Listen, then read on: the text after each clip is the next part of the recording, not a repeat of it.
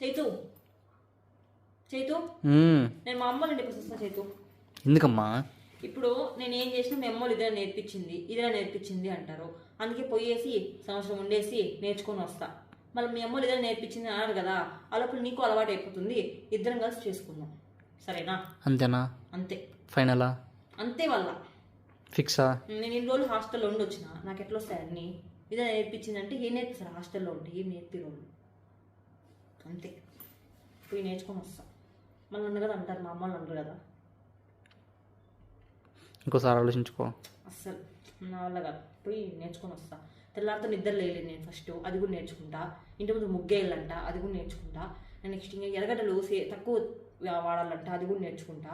ఇంకోటి 2-3 కూరలు చేయాలా. మీ కూర అంటే మీకు తాలింపు, అది నాకు తెలియదు. అవన్నీ నేర్చుకొని నేను వస్తా. ఇంకా చాలా నేర్చుకోవాలా, సరేనా? బాయ్.